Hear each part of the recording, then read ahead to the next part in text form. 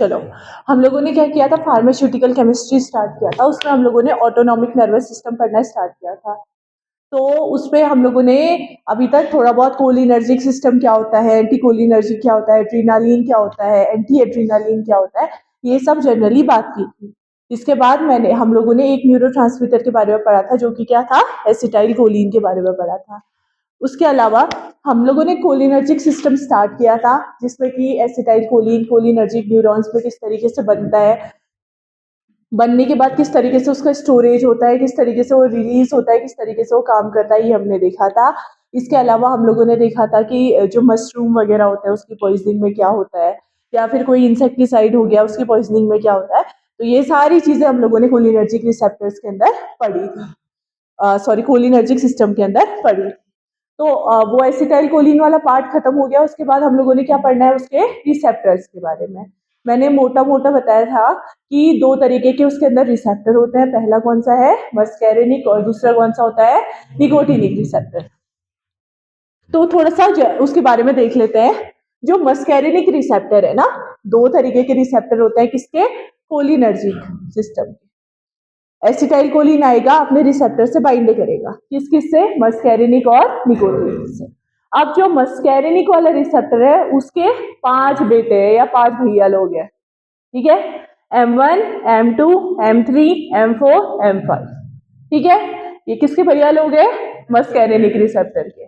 दूसरा जो रिसेप्टर है वो कौन है, निकोटिनिक रिसेप्टर। इसके भी दो भाई लोग हैं, N1 और N2। N1 को हम NN बोलते हैं और N2 को हम NM बोलते हैं। ये N है, उसके नीचे M लिखा हुआ है, ये N है, उसके नीचे M लिखा हुआ है, ठीक है। अब इसके बारे में देखते हैं ये होते क्या है, क्यों हर एक रिसेप्टर के बारे में पढ़ना जरूरी होता है, क्या रोल है हर एक रिसेप्टर का, ये रिसेप्टर कहाँ कहाँ पे प्रेजेंट होते हैं, इनका काम क्या होता है, ये चीजें हम थोड़ा बहुत देख लेते हैं, ठीक है। वैसे ये जो है ये फार्माकोलॉजी सेकेंड ईयर का है, बट क्योंकि केमिस्ट्री भी पढ़ना है थोड़ा बहुत उसके बारे में पता होना चाहिए, इसलिए थोड़ा एडवांस में बता रही हूँ, ठीक है। अब क्या है, देखो, जो मस्कैरिनिक रिसेप्टर है उसका जो सबसे पहला वाला है M1 रिसेप्टर, वो कहाँ प्रेजेंट होगा, वो हमारे स्टमक में प्रेजेंट होता है, हमारे स्टमक में प्रेजेंट होता है कौन, M1 रिसेप्टर। इसका काम क्या होगा, स्टमक में है तो एसिड जो HCl है उसके रिलीज को बढ़ाएगा।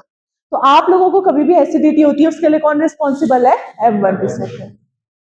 इसके अलावा हिस्टामिन, जैसे एलर्जी वगैरह होती है ना आप लोगों को, उसके लिए कौन रिस्पॉन्सिबल होता है, हिस्टामिन। उसका रिलीज होता है तभी तो एलर्जी होती है। तो ये क्या करेगा, हिस्टामिन का भी रिलीज करा देगा, ठीक है। कभी कभी देखना जब एलर्जी वाला जो हिस्टामिन होता है उसका रिलीज होता है ना, तो एसिड भी बढ़ने लगता है पेट में, दोनों को रिलेटेड होते हैं, ठीक है। तो M1 रिसेप्टर हमारे स्टमक में प्रेजेंट है, ये HCl के रिलीज को बढ़ा दे रहा है और साथ में हिस्टामिन के रिलीज को भी बढ़ा दे रहा है। इसके अलावा जो M1 रिसेप्टर होता है वो तुम्हारे CNS central nervous system brain में भी प्रेजेंट, ठीक है। M1 सबको समझ आया कहाँ है, ओके। तो अब देखो, अगर कोई पेशेंट है उसको पेप्टिक अल्सर है, अल्सर जानते हो ना क्या होता है, पेट में क्या होता है, छाले पड़ जाते हैं, क्यों, क्योंकि एसिड का बहुत ज्यादा रिलीज होता है, उसकी वजह से वो घाव कर देता है पेट में, स्टमक लाइनिंग में, उसको क्या कहते हैं, अल्सर कहते हैं। तो अगर कोई अल्सर का पेशेंट है और तुम उसको कोलिनर्जिक ड्रग दोगे, ठीक है, कोलिनर्जिक ड्रग जैसे कि एसिटाइल कोलिन दे दिया, और कौन कौन से थे, कार्बाकोल पढ़े थे ना, कौन कौन से थे, बेथानिकॉल और मेथाकोलिन, और मशरूम खा दिया उसने, मस्कैरिनिक, बेथानिकॉल हो गया, निकोटीन हो गया, ठीक है, पिलोकार्पिन हो गया, हाँ ठीक। और जैसे तू बेगोन वगैरह छिड़क रहा है कोई, वो बेचारा पेप्टिक अल्सर का मरीज ऑलरेडी पेप्टिक अल्सर वाला था, किचन में चले गया, लग गई उसको गैस, ठीक है। तो उससे क्या होगा कि जो भी वो एसिटाइल कोलिन है वो ज्यादा निकलेगा, मस्कैरिनिक रिसेप्टर के थ्रू M1 में जाएगा पेट में और एसिड के रिलीज को बढ़ा देगा। ऑलरेडी अल्सर से मर रहा था, ठीक है, ऑलरेडी अल्सर हो रहा था उसको, ऊपर से और एक्सपोजर हो गया कोलिनर्जिक ड्रग का, तो क्या होगा, और ज्यादा एसिड निकलेगा और ज्यादा अल्सर की कंडीशन खराब हो जाएगी, समझ गए। तो पेप्टिक अल्सर वालों को अवॉइड करनी है कोलिनर्जिक ड्रग, ठीक। अब उसके बाद जो दूसरा रिसेप्टर है वो कौन सा है, M2। M2 रिसेप्टर कहाँ होता है, हार्ट में प्रेजेंट होगा। हार्ट में प्रेजेंट होगा तो मैंने पहले ही बोल दिया था हार्ट रेट को ये क्या कर देता है, एसिटाइलकोलिन कम कर देगा। तो हार्ट में ये क्या करेगा, तुम्हारा हार्ट रेट वगैरह जो भी है उसको कम कर देगा। हार्ट रेट को अगर कम होता है तो उसको मेडिकल लैंग्वेज में कहते हैं ब्रेडिकार्डिया। क्या कहोगे, ब्रेडिकार्डिया। लिख लो, इंपॉर्टेंट है, ब्रेडिकार्डिया। ब्रेडिकार्डिया मतलब हार्ट रेट का कम हो जाना। M2 रिसेप्टर कहाँ है, हार्ट में है, और ये क्या काम करता है, हार्ट रेट को कम करने का। ठीक है, एसिटाइलकोलिन आएगा, M2 रिसेप्टर पे बाइंड करेगा और हार्ट रेट को कम कर देगा। ठीक है, तीसरा जो रिसेप्टर है वो क्या है, M3 रिसेप्टर। M3 रिसेप्टर जो हमारी ग्रंथियां होती है ना अलग अलग, जैसे सलाइवा आता है ना, स्लेवरी ग्लैंड से आता है। सलाइवा ये जानते हो ना किसको कहते हैं, लार्ज वो कहते हैं, हाँ ठीक है, वो हो गया। और जैसे तुम्हारे आंसू आ रहे हैं, लेक्राइमेशन कहते हैं इसको, हाँ लेक्रीमल ग्लैंड से आते हैं आंसू जो नॉर्मली तुम्हारे हैं। ठीक है, स्वेटिंग हो गई, स्वेट ग्लैंड, स्वेटिंग मतलब पसीना जो होता है। ठीक है, तो अलग अलग ग्रंथियों में M3 रिसेप्टर प्रेजेंट हो। तो ये तुम्हारा क्या करेंगे कि जैसे अगर एसिटाइलकोलिन आया, M3 रिसेप्टर के साथ बाइंड किया, तो इससे क्या होगा कि तुम्हारे आंसू आने लगेंगे जोर जोर से आंखों में, लैक्रिमेशन बढ़ जाएगा, तुम्हारे पसीना होने लगेगा, एकदम से तेज तेज पसीना होने लगेगा, और तुम्हारी जो लार है बहुत ज्यादा मतलब स्वेटिंग हो, वो सॉरी सलाइवेशन होगा, बहुत ज्यादा लार बहेगी। ये कब होगा, जैसे अगर सपोज किसी को ऑर्गेनोफॉस्फेट यानी ये इंसेक्टिसाइड की पॉइजनिंग हो गई, तो उस पेशेंट को क्या होगा, उसके आंसू आएंगे बहुत ज्यादा, उसकी बॉडी स्वेट कांपेगी भी, प्लस उसकी बॉडी में बहुत ज्यादा पसीना होगा। इसके अलावा वो बहुत ज्यादा लार बहेगी उसकी टॉक्सिसिटी का पता चलेगा इससे। ठीक है, उसके अलावा जो M3 रिसेप्टर होता है ये कहाँ होता है, तुम्हारे जो ब्लड वेसल्स होती है, ठीक है, जो तुम्हारी बॉडी में ब्लड वेसल्स होती है उनके अंदर भी प्रेजेंट होते हैं।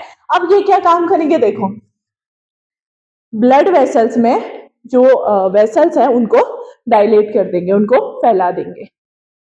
अब नॉर्मली देखो तुम्हारी ये ब्लड वेसल है, ठीक है, ये बॉडी के अंदर क्या है, तुम्हारी ब्लड वेसल्स है, इसके अंदर से ब्लड जा रहा है, इसके अंदर से क्या हो रहा है, ब्लड जा रहा है, ये नॉर्मली है। ठीक है, तो नॉर्मली ब्लड का आना जाना हो रहा है।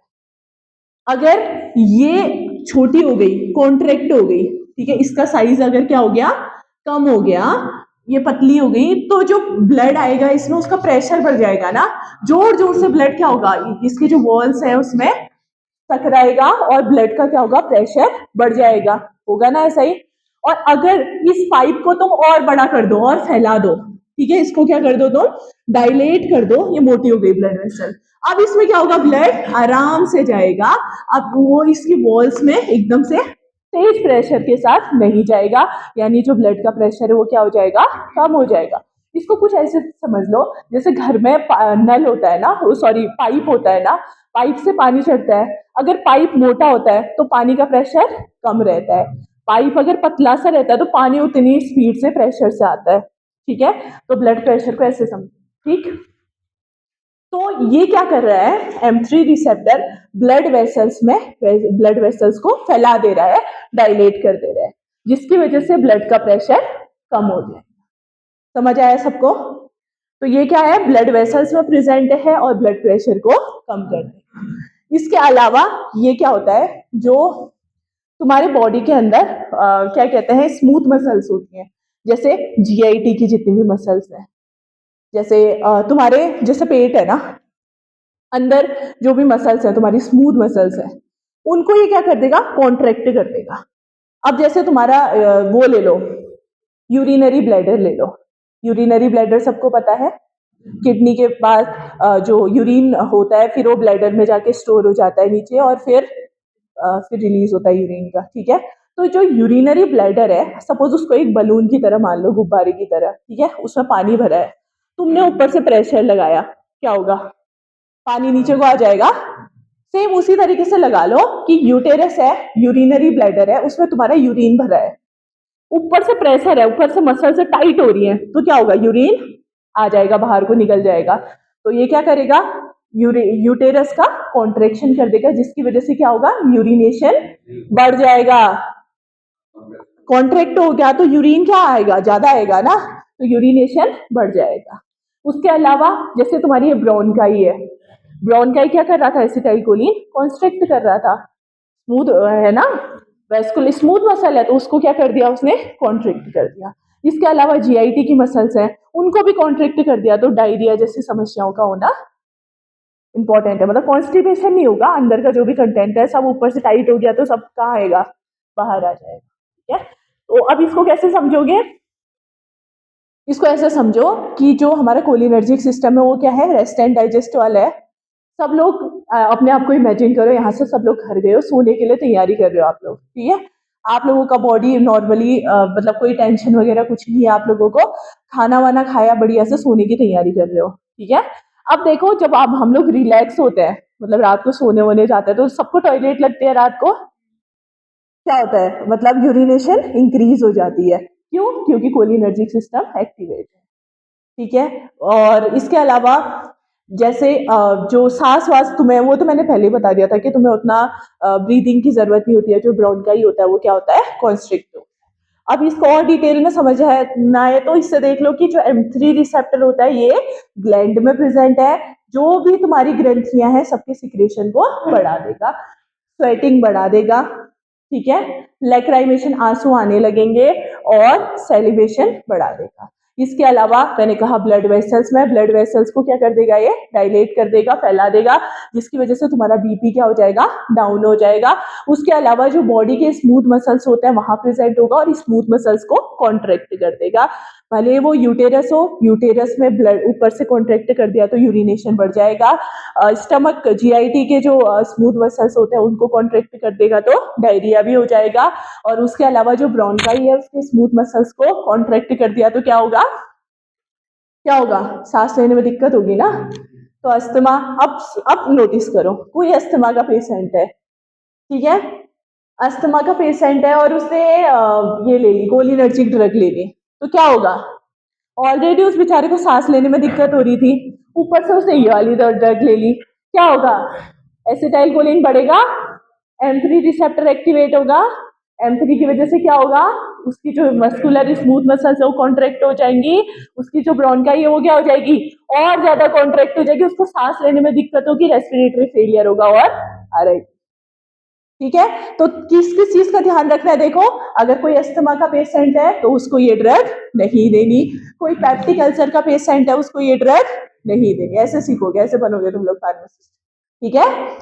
तो अगर कोई भी मेडिकल स्टोर में आता है तो ड्रग डायरेक्टली दिक्कत हो रही है तो ये ड्रग नहीं दे देनी है, उठा के उसके पहले हिस्ट्री पूछनी है कि भाई साहब आपको अस्थमा है या नहीं है, आपको पेप्टिक अल्सर की दिक्कत है या नहीं है, और तब जब आपको सब पता चल जाए तब ये दवाई प्रिस्क्राइब करो, ठीक है। अब दवाई तो आजकल तो क्या है कि आप प्रिस्क्रिप्शन सभी लोग कोई भी दवाई दे देते हैं, ठीक है, तो ये है। उसके अलावा देखो M1 M2 M3 हो गया, M4 और M5 ये जो दो रिसेप्टर है ये दोनों इतना कुछ खास इनका रोल नहीं है, बस ये खाली नाम मात्र है, बल्क बढ़ाने के लिए है। और ये जो M4 और M5 जो रिसेप्टर्स होते हैं ये हमारे कहाँ प्रेजेंट होते हैं, ब्रेन में, CNS में, ठीक है। उसके अलावा जो निकोटिनिक रिसेप्टर है वो दो तरीके के हैं, N1 और N2। N1 को हम क्या कहते हैं, NN, और N2 को क्या कहते हैं, NM। जो NN, सॉरी कुछ गलत हुआ है, N1 है ये न्यूरोमस्कुलर है, NM है, ठीक है।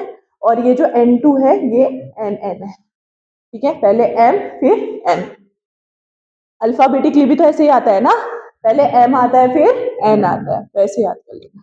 और जो NM वाला हो गया वो जो तुम्हारे स्केलेटल मसल्स होते हैं, नॉर्मली जो हमारे स्केलेटल मसल है उसमें प्रेजेंट होगा, और इनमें क्या करेगा, कॉन्ट्रिक्शन। मैं चौक पकड़ पा रही हूँ, मैं हाथ को ऐसे कर पा रही हूँ, मैं लिख पा रही हूँ, इसके लिए कौन रिस्पॉन्सिबल है, NM। अगर पैरालिसिस हो गया, अगर मैं कॉन्ट्रैक्ट ही नहीं कर पाई तो यानी इसमें क्या हो जाएगा, अगर ये ब्लॉक हो गया तो पैरालिसिस हो सकता है, ठीक है। तो जो N1 रिसेप्टर है या जो न्यूरोमस्कुलर रिसेप्टर है कहाँ प्रेजेंट है, स्केलेटल मसल्स में, और क्या कर रहा है, कॉन्ट्रैक्शन, बस इतना याद रखो। और जो दूसरा है NN ये भी CNS में प्रेजेंट होता है। जो N2 वाला है ये भी कहाँ प्रेजेंट होगा, CNS।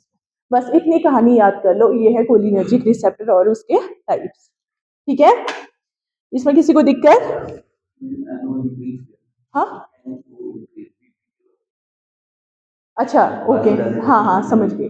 जो तुम्हारा ब्लड वेसल्स है ना, ये क्या कर रहा था, ब्लड वेसल्स को डायलेट कर रहा था। क्यों डायलेट कर रहा था?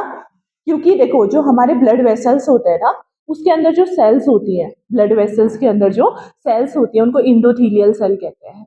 उस सेल से हमारा एक केमिकल रिलीज होता है जिसको हम कहते हैं नाइट्रिक ऑक्साइड, NO मतलब नाइट्रिक ऑक्साइड।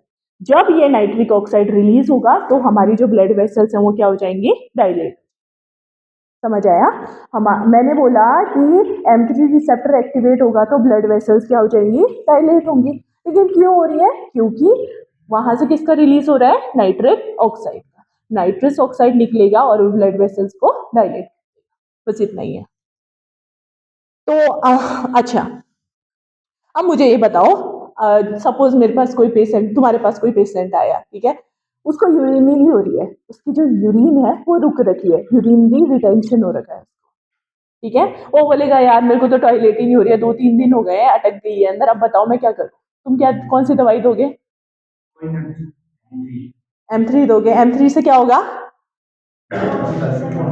कॉन्ट्रिक्शन होगा और उसकी यूरिन हो जाएगी। Very good. तो इस तरीके से चीजों को सॉल्व करना है, ठीक है।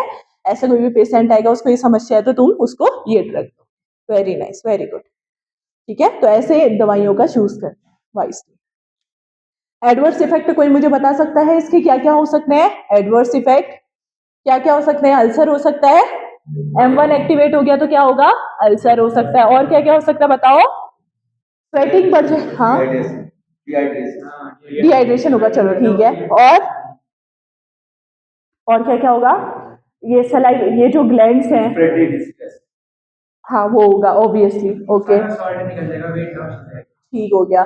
इसके अलावा ग्लैंड्स का सिक्रेशन बढ़ रहा है तो वोमिटिंग होगी, वोमिटिंग होगी ना, ओके। और उसके अलावा और क्या होगा बताओ जल्दी? सेलिवेशन हो रहा है, लार वार बह रही है, ठीक है, स्वेटिंग हो रही है बहुत ज्यादा। और क्या होगा? ब्रोंकाई, ब्रोंकाई कॉन्स्ट्रिक्ट हो रही है तो किसके चांसेस हो सकते हैं? अस्थमा के चांसेस हो सकते हैं, ठीक है। उसके अलावा हार्ट रेट और ये ब्लड प्रेशर वगैरह ये भी डाउन हो रहा है क्योंकि ब्लड वेसल्स डायलेट हो रही है तो इसकी वजह से BP कम हो सकता है, ठीक है। उसके अलावा यूरिनेशन हो सकता है, डायरिया हो सकता है, ठीक है। तो ये सब चीजें समझ आ गई, ओके। और कौन कौन से पेशेंट आएंगे जिसको आप ये ड्रग नहीं दोगे? अल्सर का अगर कोई पेशेंट आ गया तो आप इसको ये ड्रग नहीं दोगे। इसके अलावा अस्थमा का पेशेंट आ गया, और कोई हार्ट पेशेंट है, किसी को हार्ट डिजीज है, क्योंकि हार्ट रेट वगैरह को भी तो कम कर रहा है ना, ब्लड प्रेशर को कम कर रहा है, तो कोई ऐसा पेशेंट है जिसको हार्ट से रिलेटेड इश्यू है तो उसको भी आप ये ड्रग नहीं दोगे। वेरी गुड, आया समझ में अभी क्या होता है, ओके। इसके अलावा ऑर्गेनोफॉस्फेट पॉइजनिंग की थोड़ी सी बात कर लेते हैं। ऑर्गेनोफॉस्फेट पॉइजनिंग का मतलब होता है कि जो आप लोगों के इंसेक्टिसाइड वगैरह होता है ना, इंसेक्टिसाइड अगर किसी ने इनहेल कर दिया, जैसे बेगोन वगैरह, ठीक है, और जैसे पैराथायोन, मेलाथायोन, ये जो खेत में आप लोग फर्टिलाइजर्स वगैरह यूज करते हो, गलती से किसी ने इसको खा लिया, ठीक है, जैसे आप लोग क्या कहते हो सल्फास वगैरह, क्या क्या होता है ना, वो सारे आइटम्स क्या है ऑर्गेनोफॉस्फेट के अंदर आ गए। अच्छा, यूरिया भी डाल सकते हो एक्सेसिव क्वांटिटी में, ठीक है। तो उसकी वजह से क्या हो सकता है? एसिटाइल कोलिन बढ़ जाएगा, बढ़ेगा तो क्या क्या दिक्कतें होंगी? मायोसिस होगा, मायोसिस होगा, प्यूपिल साइज क्या हो जाएगा? छोटा। क्यों हो रहा है प्यूपिल साइज छोटा? क्योंकि आई में जो सर्कुलर मसल्स है, आई की जो कौन सी मसल्स है, सर्कुलर मसल्स है, ये क्या हो जाएंगी? कॉन्स्ट्रिक्ट हो जाएंगी, ठीक है। तो इसकी वजह से जो प्यूपिल साइज है वो क्या होगा? छोटा होगा। सपोज एक कोई पेशेंट है, कोई बेचारा खेत में काम कर रहा था, खेत में कोई इंसेक्टिसाइड डाला था, कोई फर्टिलाइजर डाला था, गलती से किसी बच्चे ने, छोटे बच्चे ने क्या कर दिया, वो पी लिया कुछ समझ के, ठीक है, वो पी लिया। अब उसको, अब वो दौड़ के डॉक्टर के पास आया, आप लोग डॉक्टर हो, ठीक है, आप लोग बोलोगे अच्छा आ गया तू, अब बताओ क्या करोगे, कैसे पहचानोगे उसको? ठीक है, पूछना अलग बात है, सिम्टोमेटिकली कैसे पहचानोगे? ओके, प्यूपिल साइज देखोगे, उसका प्यूपिल साइज छोटा हो जाएगा, ठीक है। दूसरा, सांस लेने में दिक्कत होगी, वेरी गुड, क्योंकि ब्रोंकाई कॉन्स्ट्रिक्ट हो गया है। और क्या होगा? हार्ट रेट कम हो जाएगा, वेरी गुड। और क्या होगा? ब्लड प्रेशर भी डाउन रहेगा उसका, ओके। और क्या होगा? बहुत सही जा रहे हो, बहुत सही। और बताओ? HCl वगैरह बढ़ जाएगा, उसकी लार बह होगी ना, सेलिब्रेशन भी तो बढ़ रहा होगा। हाँ, और पैंट गीली होगी नीचे से, अरे यूरिनेशन भी तो बढ़ जाएगा। तो अगर कोई पेशेंट इस रूप में आया, स्वेटिंग होगा, बिल्कुल। तो ये सारी चीजें हैं कि आप लोग पहचान जाओगे ना, इसको क्या हुई है? ऑर्गेनो फॉस्फेट पॉइजनिंग हुई है। तुरंत क्या करोगे? एट्रोपिन दे दो उसको। एंटीडोट क्या है? एट्रोपिन, लिख लो। तुरंत आप लोग क्या कर दोगे? उसको एट्रोपिन दे दोगे। एट्रोपिन दोगे तो ये सारे सिम्टम्स क्या हो जाएंगे? अपोजिट हो जाएंगे। मायोसिस हो रखा था, प्यूपिल साइज छोटा हुआ था, एट्रोपिन देते ही क्या हो जाएगा? माइड्रिएसिस, प्यूपिल साइज बढ़ जाएगा। इसके अलावा ब्रोंकाई तुम्हारा कॉन्स्ट्रिक्ट हुआ था, और एट्रोपिन देते ही क्या हो जाएगा? ब्रोंकाई डायलेट हो जाएगा, सांस लेने में नॉर्मल हो जाएगा। हार्ट रेट तुम्हारा डिक्रीज हो रखा था, एट्रोपिन देते ही क्या हो जाएगा? हार्ट रेट बढ़ जाएगा। जो भी ये सिम्टम्स हो रहे हैं, जस्ट इसका सही होने लग जाएंगे, रिकवरी होने लगेगी। जो सेलिवेशन हो रहा था, जो ग्लैंड्स में क्या हो रहा था, सिक्रेशन बढ़ रहा था, वो सिक्रेशन क्या हो जाएगा? कम हो जाएगा। यूरिनेशन जो हो रही थी वो रुक जाएगी, पेशेंट बच जाएगा, सिम्टोमेटिक रिलीफ मिल जाएगा अगर आप क्या दोगे उसको? एट्रोपिन दोगे। एक और चीज याद रखना कि जैसे अगर नॉर्मली कोलिनर्जिक ड्रग की पॉइजनिंग हो गई होती है तो हम लोग क्या देते हैं उसमें? एट्रोपिन देते हैं। लेकिन अगर बात आ गई ऑर्गेनोफॉस्फेट की, अगर उसके बात आ गई किसकी? ऑर्गेनोफॉस्फेट, पीछे से फॉस्फेट लगा है, उसकी बात आई तो एट्रोपिन तो दोगे ही, उसके साथ पाम भी दोगे, PAM। डाइजेपाम नहीं, कौन देगा डाइजेपाम? Palm, PAM। पाम का मतलब होता है प्रालिडॉक्सिन, लिखो PRALIDOXIN, प्रालिडॉक्सिन।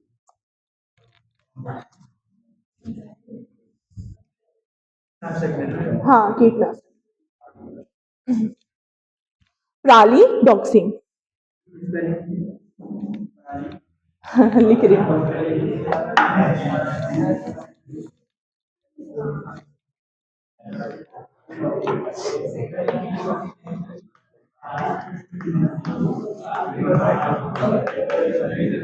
देखो, ये है प्रालिडॉक्सिन, जिसको कहते हैं PAM, पाम, ठीक है।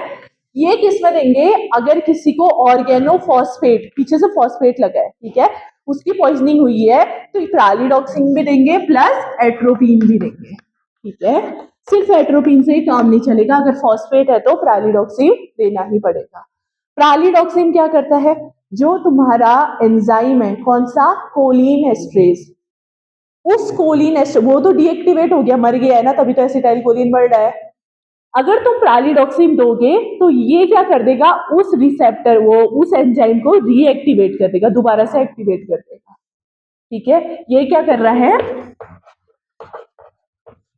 रीएक्टिवेट कर रहा है किसको? कोलिन एस्ट्रेज एंजाइम को। हाँ, रीएक्टिवेटर कह सकते हैं। हाँ, ये क्या कर रहा है? रीएक्टिवेट कर रहा है कोलिन एस्ट्रेज एंजाइम को। अब एंजाइम रीएक्टिवेट हो गया, अब ये क्या करेगा? एसिटाइल कोलिन का ब्रेक डाउन कर देगा, किसमें? कोलिन और एसीटेट में। आया सबको समझ में? तो अगर किसी ने क्वेश्चन में आया कि प्रालिडॉक्सिन क्या है, तो तुम क्या लिखोगे कि इसको जो ऑर्गेनोफॉस्फेट पॉइजनिंग है उसमें यूज करते हैं, ये एंटीडोट की तरह। और प्रालिडॉक्सिन क्या है? ये क्या है? कोलिन एस्ट्रेज एंजाइम का रीएक्टिवेटर है, उसको दोबारा से एक्टिवेट कर देता है, कॉम्पिटिटिव एग्जाम में पूछते हैं, ठीक है। आ गया सबको समझ में? ओके, तो इसी के साथ जो थ्योरी वाला पार्ट था ये कंप्लीट होता है। अब हम आते हैं इसके स्ट्रक्चर्स, क्योंकि केमिस्ट्री है, बिना स्ट्रक्चर्स के कैसे काम चलेगा, क्यों? अच्छा, उससे पहले ना एक कॉन्सेप्ट और समझा देती हूँ मैं तुम लोगों को। उसका अमीन वाला कॉन्सेप्ट है। बहुत सारे लोगों की केमिस्ट्री अच्छी है तो उनको तो पता ही होगा, बट बहुत सारे लोग ऐसे होते हैं ना जिनको थोड़ा नहीं पता होता है, तो उसको एक बार देख लेते हैं।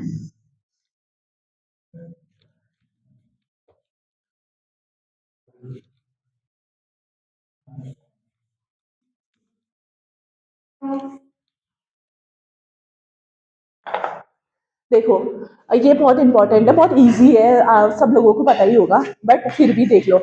क्या कहते हैं? अमीन अमीन आप लोगों ने सुना होगा, 1 डिग्री अमीन होता है, 2 degree amine, 3 degree, primary amine, secondary amine, tertiary amine, quaternary amine. एक बार क्योंकि हम लोग एसिटाइल कोलिन पढ़ने वाले हैं तो उसमें सब क्वाटरनरी अमीन आएगा, तो बहुत सारे लोगों को होगा ना आगे है क्या भाई ये क्वाटरनरी अमीन। ठीक है, तो एक बार इसके बला को समझ लेते हैं, उसके बाद फिर हम आएंगे स्ट्रक्चर्स में। ठीक है, तो जो अमीन होता है, अमीन हमें कहाँ से मिला है? अमोनिया से। ठीक है, ये जो होता है ये क्या होता है? NH3। ठीक है, अब क्या होगा कि अब ये अलग अलग तरीके के होते हैं। 1 डिग्री, 1 डिग्री मतलब प्राइमरी, 2 डिग्री मतलब सेकेंडरी, 3 डिग्री मतलब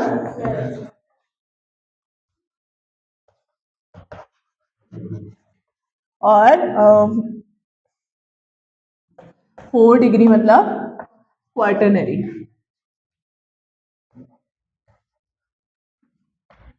ठीक है, ये होता है, इतने तरीके के अमीन होते हैं। प्राइमरी का मतलब होता है कि जैसे NH3 था ना, तो इसका जो एक H है वो रिप्लेस हो जाएगा किसी भी एल्काइल या फिर अराइल ग्रुप के साथ। एल्काइल या फिर अराइल ग्रुप के साथ एक H रिप्लेस हो जाएगा। इधर कितने H बचे? 2।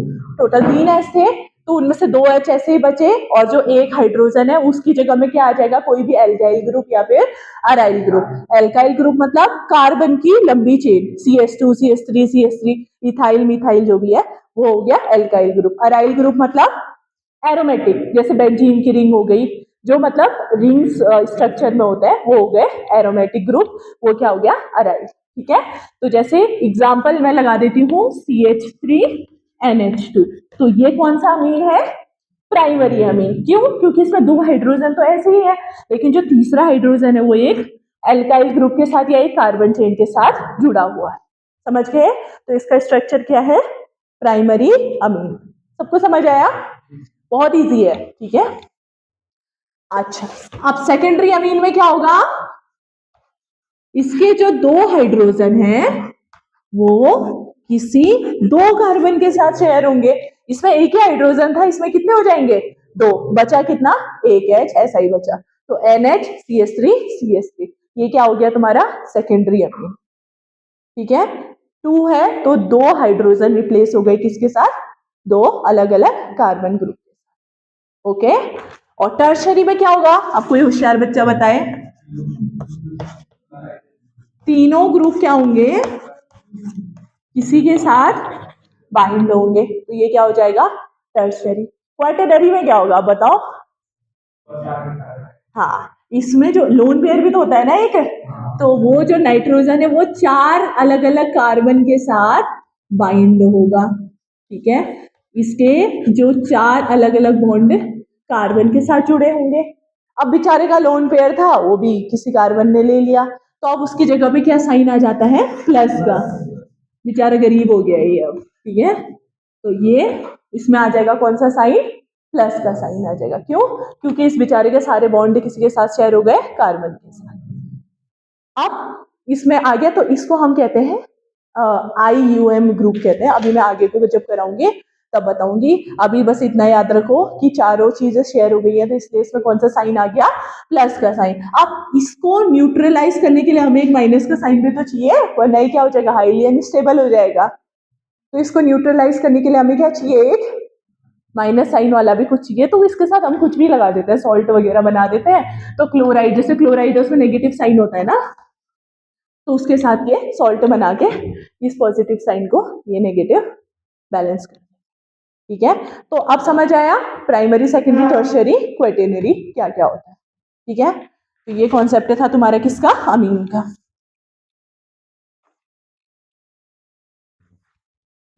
तो इसके लिए काउंटर आयन हो गया, काउंटर आयन क्या हो गया? अनायन। नेगेटिव साइन है मतलब अनायन। अब आते हैं इनके स्ट्रक्चर्स में। ठीक है,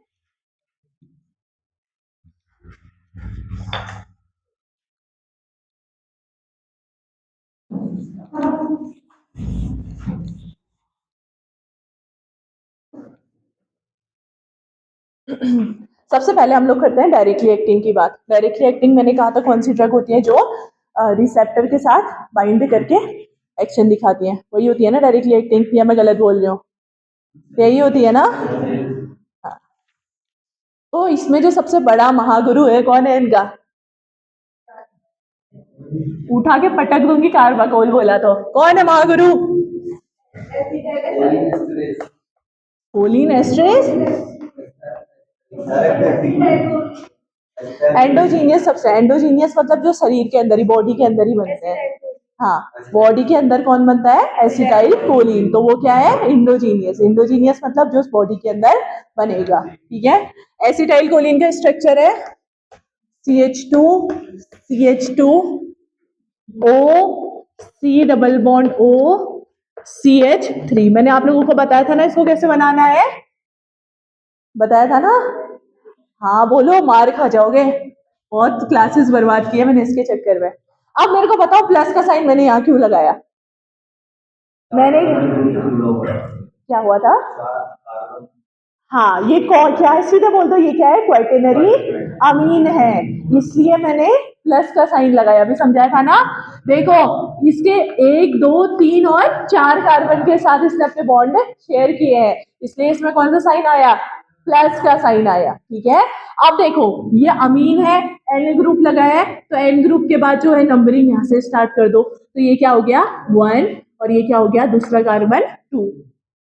ठीक है, ये 1 और ये 2। अब इसमें एक ग्रुप ये लगा है, ठीक है, और एक ग्रुप ये लगा है। यही तो हुआ है ना?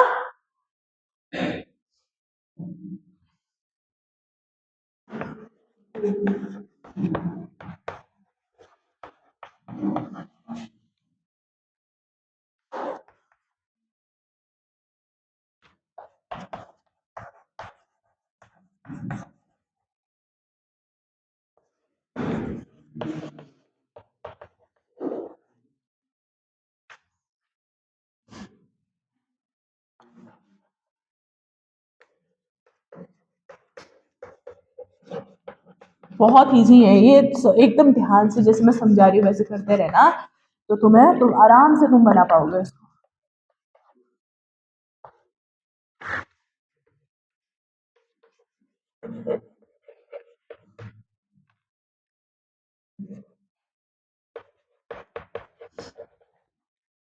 देखो, पहले इसको देख लो फिर बनाते जाना। देखो सब बोर्ड में देखो, अभी कॉपी में जो देखेगा फिर उसको कोई इस जन्म में कोई भी उसको नहीं समझा सकता कि ये कैसे हुआ। ठीक है। एसिटाइल कोलिन बनाना है तो सबसे पहले पीछे ये वाला ग्रुप लगेगा एन। इस एन से 3 कार्बन अटैच्ड है, CH2 यानी इथाइल ग्रुप अटैच्ड है, और एसिटॉक्सी ग्रुप अटैच्ड है। ये क्या है? C double bond O CH3। ये क्या है? एसिटाइल ग्रुप है, और इसके साथ एक ऑक्सीजन लगा है, इसलिए ये एसिटाइलो ऑक्सी हो गया। ठीक है, क्योंकि ये एसिटाइल ग्रुप है और उसके साथ ऑक्सीजन लगा है, इसलिए ये एसिटाइल ऑक्सी हो गया। ये 2 कार्बन है, इसलिए क्या हो गया? इथाइल हो गया। और ये क्या हो गया? अजा। अजा मतलब एक नाइट्रोजन है, ईनियम अजोनियम। NiUM इसलिए लगा क्योंकि पॉजिटिव का चार्ज। ठीक है। अब क्या हुआ कि इधर से नाइट्रोजन है तो इस वाले कार्बन को हम पहला नंबर देंगे, तो 1 और 2, 2 ही चेन है तो 2। अब पहले इस ग्रुप को इंट्रोड्यूस करो। ठीक है, तो सबसे पहले आ गया 2, और ये ग्रुप क्या है? ये कौन सा ग्रुप है? एसिटाइल, और ये ऑक्सी, तो एसिटाइल ऑक्सी। फिर ये क्या हो गया? इथाइल। फिर 1 2 3 3 मिथाइल ग्रुप है, तो इसलिए ट्राई मिथाइल। एन है तो इसको एजो, और पॉजिटिव चार्ज है तो नियम। इजी है। इसके अलावा या तो ये लिखो, या फिर ये भी लिख सकते हो। देखो 2 एसिटाइल ऑक्सी, ये तो इजी है। इसके बाद एन एन एन, मतलब 3 एन क्यों लगे? क्योंकि 1 2 3 ग्रुप इससे जुड़े हैं, तो N N N trimethyl, 3 methyl group जुड़े हैं। और ये क्या हो गया? ये 1 2 कार्बन है तो इथेन, इसलिए इथेन। ये अमीन ग्रुप है तो इथेनामीन, और IUM क्यों लगा? क्योंकि प्लस का चार्ज है। ठीक है, तोड़ दो इसको, इथेन अमीन और प्लस का चार्ज। ठीक है, इसलिए क्या बन गया? इथेनामीनियम। ठीक है, तो ये है, तो इन दोनों में से कुछ भी लिख सकते हो। अब ऐसे लोग बताओ जिनको समझ नहीं आया ये स्ट्रक्चर। IUPAC किसको समझ नहीं आई? किसने बोला? देखो, स्ट्रक्चर समझ आ गया? 1 2 नंबरिंग करेंगे क्योंकि 2 ही कार्बन है, ठीक है। अब क्या होगा? 1 और 2, तो 2 और ये जो ग्रुप है C double bond O CH3, इसको कहते हैं एसिटाइल ग्रुप, और इसके साथ एक ऑक्सीजन लगा है तो इसलिए ये बन गया एसिटाइल ऑक्सी। तो 2 सेकंड पोजीशन पे कौन सा ग्रुप लगा है? एसिटाइल ऑक्सी ग्रुप लगा है। उसके बाद ये दोनों क्या है? 2 कार्बन है, मतलब इथाइल हो गया। उसके बाद 1 2 3 3 मिथाइल ग्रुप जुड़े हैं इसके साथ, तो ये क्या हो गया? ट्राई मिथाइल, ठीक है। आ जाओ। अच्छा, वो आ गई क्या? ठीक है, ठीक है, भेजते हैं। तो ये क्या है? 1 2 3 3 मिथाइल ग्रुप है, तो ये क्या है? Tri methyl. और ये अजा ग्रुप है, अजा मतलब नाइट्रोजन है, और नियम मतलब इसमें प्लस का चार्ज है। हाँ हाँ, आ रहे हैं। चलो फिर कौन कौन? लड़कियों से शुरू करो। कितने कहा था इन्होंने? 3 कहा था, 4? तुम चारों चले जाओ, दोस्तों के साथ जाना है। चलो फिर तुम दोनों चले जाओ और तुम दोनों चले जाओ। हाँ, तुम दोनों चले जाओ। मैं इसके बाद जाऊंगी सेकंड राउंड। कोई नहीं, चले जाओ, कुछ नहीं। जाओ फिर जाओ, तुम तीनों जाओ। एक कैसे तुम भी चले जाओ, चारों चले जाओ। जाओ वॉशरूम जाओ। बाकी लोग हल्ला मत करो। जाओ जाओ जाओ, जल्दी जाओ, जल्दी जाओ।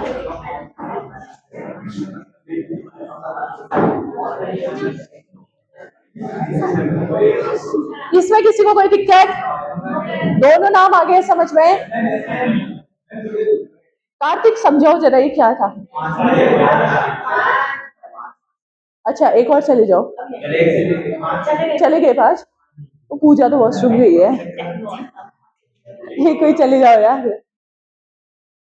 सुशीला तुम चले जाओ। क्या? अरे वो तुम्हारा टेस्ट वेस्ट कर रहे हैं, वो टीबी वाले आ रखे हैं ना, जो एंटी ट्यूबरकुलर वाले आते हैं, तो जागरूकता काइंड ऑफ फैलाते हैं टीबी से, ट्यूबरक्लोसिस के रिलेटेड। तो तुम्हारी चेकअप करेंगे, किसी को टीबी ईबी तो नहीं है ऐसा करके कुछ, तो जनरल चेकअप है, करवा लो। नहीं, ठीक है। अरे कार्तिक खड़े हो, एक्सप्लेन करो उसको। आगे आगे आगे। हाँ सिमरन तुम बैठ जाओ। आओ जल्दी आओ कार्तिक, एक्सप्लेन करो इस स्ट्रक्चर को।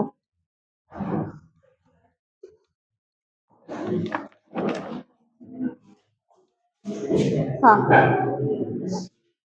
अब सब शांत रहो, उसका एक्सप्लेनेशन देखो। तुम कहाँ जा रहे हो? जाओ। हाँ, जोर से इनको समझा रहा, मुझे नहीं, मेरे को तो आता है। अच्छा क्यों है एक बार? अच्छा, अगर तुमने इसको 1 और इसको 2 कर दिया तो फिर ये क्या हो जाएगा? 1 एसिटाइल ऑक्सी हो जाएगा, फिर तो नाम ही गलत हो जाएगा। किस बेसिस पे की नंबरिंग बताओ? तभी कहती हूँ ध्यान दो क्लास में। क्यों, किस ग्रुप के बेसिस पे की?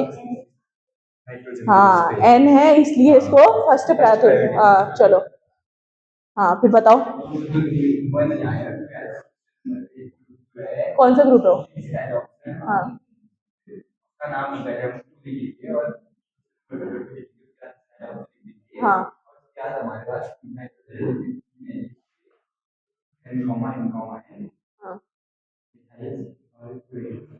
पूरे ग्रुप को क्या कहेंगे? इथाइल अमाइन, फिर आगे और भी कुछ है। क्यों लगा ये NiOM? क्यों लगा? मीनियम क्यों? ग्रुप की वजह से। ग्रुप में क्या है? तो तुमने बोल दिया ना, NNN ट्राइमिथाइल तो बोल दिया। फिर वो IUM क्यों लगा लास्ट में? नितिन किससे पूछ रही हूँ मैं? पॉजिटिव चार्ज है इसलिए उसमें NiOM लगा, ठीक है। क्लास में ध्यान दिया करो, तब समझ आएंगी छोटी चीजें। ओके, तो अगला स्ट्रक्चर बनाए। अब ये 4 हो गया, ये 4 लोग हैं, तो अगला स्ट्रक्चर सीखते हैं तब तक हम लोग, ठीक है, क्योंकि खाली। हाँ करो करो। अच्छा देखो, जो दूसरा स्ट्रक्चर है एसिटाइल कोलिन का तो सब सीख गए ना। दूसरा जो स्ट्रक्चर है वो एसिटाइल कोलिन का ही डेरिवेटिव है। हमने डेरिवेटिव क्यों बनाया था? एसिटाइल कोलिन का हमने डेरिवेटिव क्यों बनाया था? क्या जरूरत आई थी हमें डेरिवेटिव बनाने की? कोलिन प्रोजेक्ट जो है मल्टीप्लाई करने के लिए जो स्ट्रेस है एंजाइम तो उसको वो नष्ट नहीं कर पा रहा था, तो इसको खत्म करने के लिए बाहर से डेरिवेटिव हम देते हैं। नष्ट नहीं कर पा, ऐसा नहीं, एसिटाइल कोलिन को कौन मेटाबोलाइज कर दे रहा था? Choline esterase enzyme.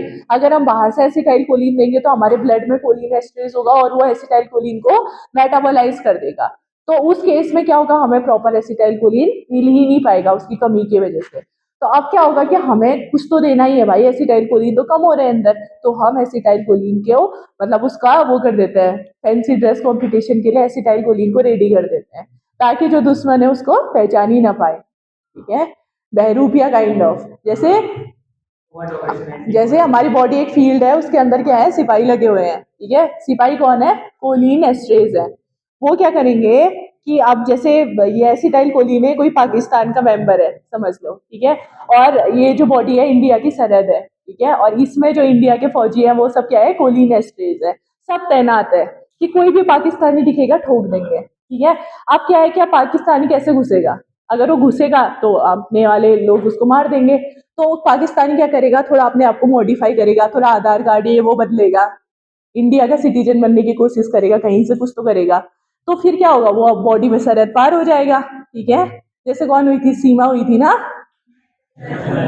पबजी खेलने की वजह से।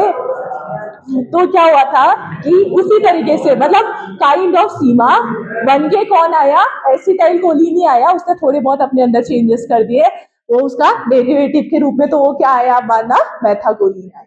अब मैथाकोलिन को बेचारा कोलिन एस्टर हमारे सिपाही पहचान ही नहीं पाए और वो देश के अंदर भी बैठ रखी है। ठीक है, डेरिवेटिव का नाम कोई नहीं भूलेगा, आप क्यों क्यों बनाया था हमने करके, उसकी पहचान छुपाने के लिए, ताकि जो कोलिन एस्ट्रेज एंजाइम है वो उसको खत्म ना कर पाए। इसलिए उसके कुछ जो प्रॉपर्टीज है, कुछ जो ग्रुप है उनको हमने चेंज कर दिया, जिसको उसकी आइडेंटिटी को चेंज कर दिया, जिसको एसिटाइल कोलिन पहचान पा रहा है। तो उसका जो डेरिवेटिव है वो कौन है, मैथाकोलिन। अब देखो मैथाकोलिन, मैंने कहा है ना, जो केमिस्ट्री में जो स्ट्रक्चर होता है, जो नाम होता है, उसको पहचानो। मैथाकोलिन से क्या पता चला, उसमें एक मिथाइल ग्रुप होगा, लग रहा है ना, बस इसी स्ट्रक्चर में कहीं पर एक मिथाइल ग्रुप जोड़ दो, तुम्हारा मैथाकोलिन बन जाएगा। ठीक है, तो देखो देखो मैंने कहा था जो ये नाइट्रोजन है, इसके बाद जो पहला कार्बन आता है उसको हम कहते हैं अल्फा कार्बन। उसके बाद जो दूसरा कार्बन आएगा वो क्या हो गया, इसका बीटा कार्बन। इजी है। इसका जो बीटा वाला है, ठीक है, इसके पास क्या है, दो हाइड्रोजन है ना, एक हाइड्रोजन को तुम ऐसा ही रहने दो, एक हाइड्रोजन में मिथाइल लगा दो, क्या बन गया, मैथाकोलिन। पैरूफिया बन गया, देख लो, एसिटाइल कोलिन है पूरा। लेकिन उसमें क्या हो गया कि इसके जो बीटा पोजीशन में कार्बन था, इसका एक हाइड्रोजन को हमने रिप्लेस कर दिया किसके साथ, मिथाइल ग्रुप के साथ। तो ये क्या बन गया अपना, मैथाकोलिन। समझ आया? बनाओ सब लोग मैथाकोलिन अपनी कॉपी में, और इसकी नेमिंग करो, इसकी IUPAC नेमिंग करो। अब तो कर ही लोगे, क्यों, क्या हुआ तुम लोगों को, और बुला दिया क्या, कब बुलाया, फिर आए थे, जाओ जाओ जाओ।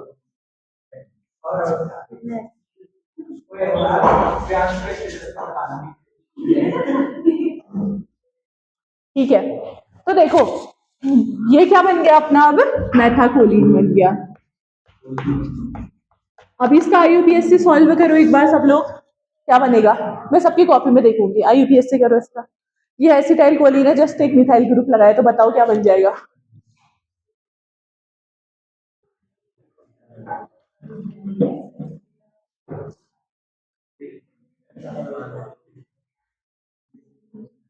जिसने इसका वो कर दिया ना IUPAC सॉल्व, में मान लूंगी वो बहुत होशियार बच्चा है।